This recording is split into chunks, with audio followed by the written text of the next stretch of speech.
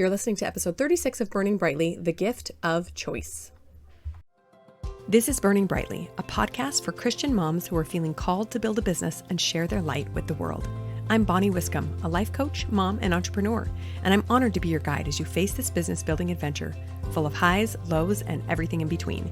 This is where we help each other find the courage to shine.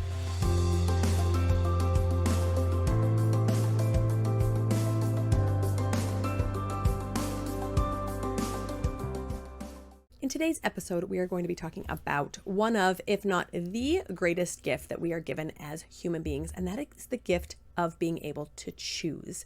Now, we got to back up a little bit and talk about some core tenets of Christianity, specifically my faith, and I'm sure most Christians out there, is that we believe we lived before this earth life, right? We lived before, we'll live again after, that living here on earth is just a small portion of our existence.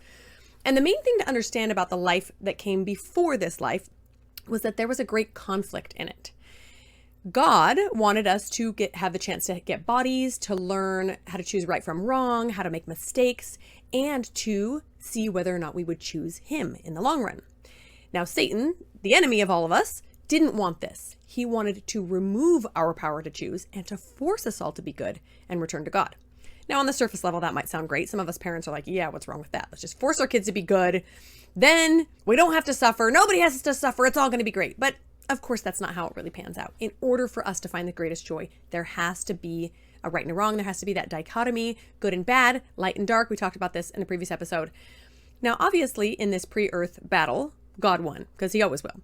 But unfortunately, we lost some of our brothers and sisters in the process. In fact, I was just reading in Revelation 12, it talks about this in some really colorful, symbolic language. It talks about Satan being the dragon, and it talks about this war in heaven, how this dragon was cast out, that being Satan, right, along with his angels. So what do we learn from this spiritual history? Well, I think the most important thing we learn is that God values our power to choose more than anything else. He was willing to let a huge portion of his own children follow the enemy of their souls rather than forcing them to stay with him. Like, as a parent who just let a kid leave home, that is mind-blowing to me. That instead of saying, no, the best choice for you is to stay here with me, he was willing to let them go and make that mistake because the power to choose was so important.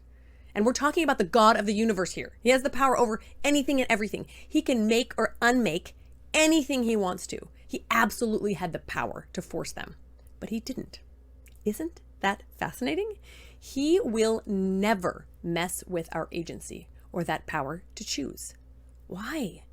Why is that so important? We're going to dive a little bit into that and talk specifically about how it affects us in our businesses.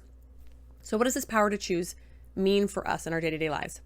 Well, if agency is our greatest gift, then I would argue it's also our greatest responsibility. With great power comes great responsibility, right?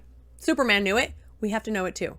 Or was it Spider-Man? I think it was Spider-Man. Anyway, those of us who choose God's plan are the ones that are here on earth.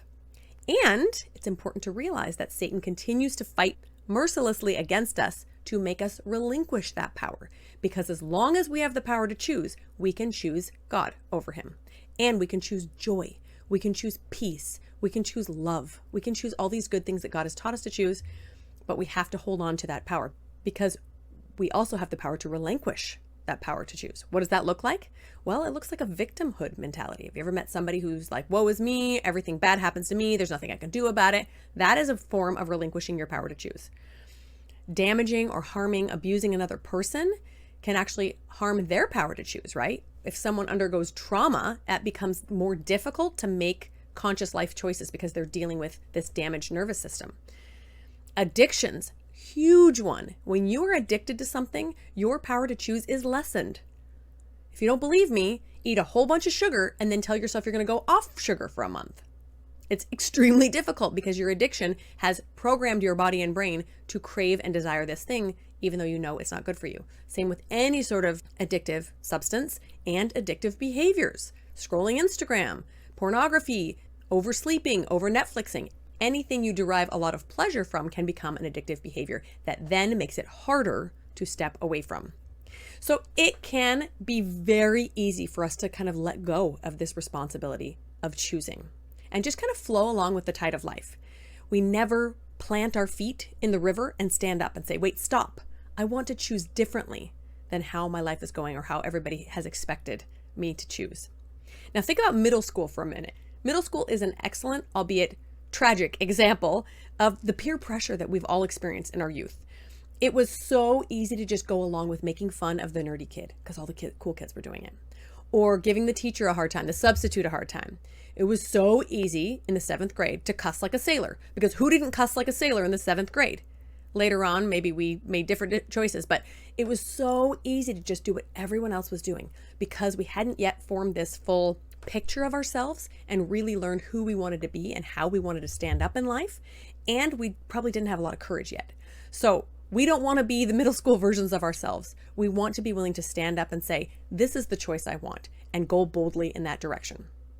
Because our true power comes from exercising this agency, especially when it's hard and inconvenient. So I'm going to repeat that little truth bomb. Your true power comes from exercising your agency, especially when it's hard. I think we know that as adults. The hard stuff tends to be the stuff that's good for us. The hard stuff tends to be the things that are going to make us grow and make us learn. But it's so easy to just let go of that and just say, I'm just going to do what's easy because I'm tired. I'm old. My kids yelled at me this week, whatever our excuses are. So what does this have to do with business? Why is this power to choose so important in regards to our business? Well, it has everything to do because as a business owner, your choices run the whole show. It's terrifying to think. It's also very empowering, but also very terrifying. There is no boss to ask. There is no CEO to check in with. There is usually no partner to run your ideas by. Your choices run the entire thing, and that can be paralyzing, especially when we realize that there is no right and wrong choices to most of the things we do in business. When it comes to moral issues, there's always a right and wrong. Fidelity, chastity, honesty and integrity, kindness, charity, we know the right thing to do. It's to be faithful to our spouse. It's to be kind to the person who's a little bit socially awkward, right? We know those things. But outside of moral issues, I would say that a solid, 80% of every other choice we make in life, there's not a right way. There's not a right way for me to load my laundry.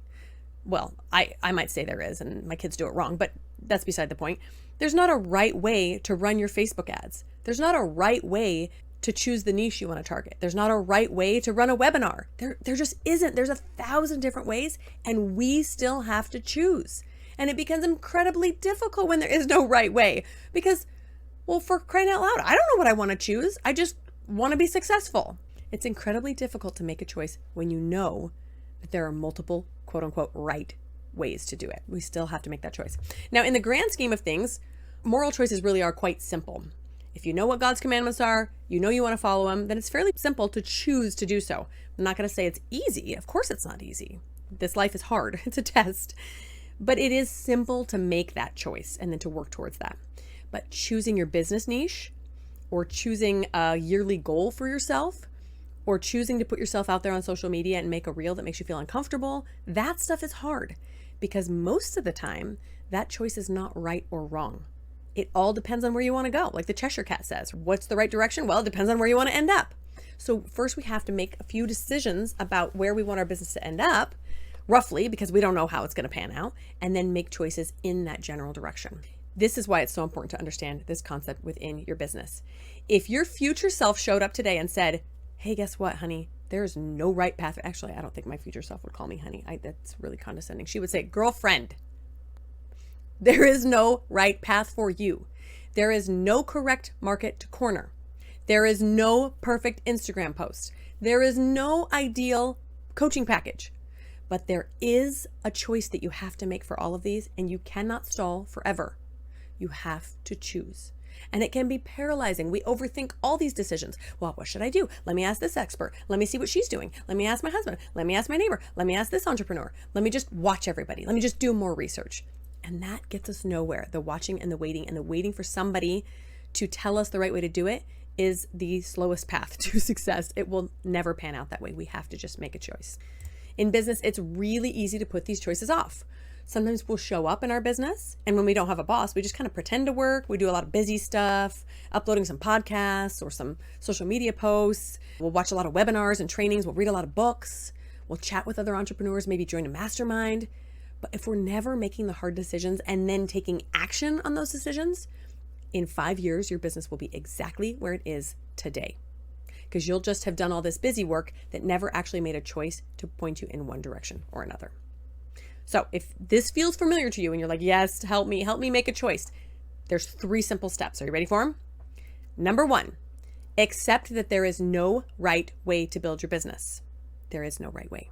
Let me say it again. There is no right way to build your business. If you don't believe me, just hit rewind on this podcast and keep listening until you believe me. There's no right way. Number 2, choose the next step to the best of your knowledge. The one you want to do, the one that sounds like fun, the one that is exciting, the one you're looking forward to. And then number 3, take action on that step. So accept there's no right way, choose your next step, and then take action. Your brain, I guarantee, is going to rebel at step number 1. That's why I repeated it 3 times. It wants to know the best way, even if there's no right one. Okay, you say. There is no right way, fine. But what's the best way? What's the way that this expert did it? What's the way that that millionaire did it? What's the way that this person did it? I'll tell you what, if you interview 20 millionaire successful entrepreneurs and ask them how they succeeded, you will learn 20 different ways to build a successful 7-figure business. Literally 20 different ways, because no one's path is the same. Now, that doesn't mean there aren't some really great strategies to learn. That's a lot of what we talk about on this podcast. How to find a cold lead, how to nurture this lead, how to close a sale. Yes, there's great strategies and tools you can learn. But no one knows your business's blueprint for success. Why? Because it hasn't been built yet. There is no blueprint for your business because your business isn't successful yet. Or maybe it is, but it's not quite to the place where you want it to be. You won't have the blueprints until it's done. I know that's maddening. It makes me want to tear my hair out sometimes. I just want a plan and I want to follow that plan. But guess what? The good news is you don't need them. It's all in your brain, and it will come to you throughout the experience that you put into your business. Right now, let's say, for example, you don't have any blueprint for how to get your next client. Well, you're going to try a bunch of things. You're going to try to get a bunch of leads a different way. You're going to try to nurture them a bunch of different ways. You're going to try to close some sales a bunch of different ways. And when you get your next client, you'll go, oh, that was the path. And then guess what? The client after that will be easier because you'll already know how it worked to get one client.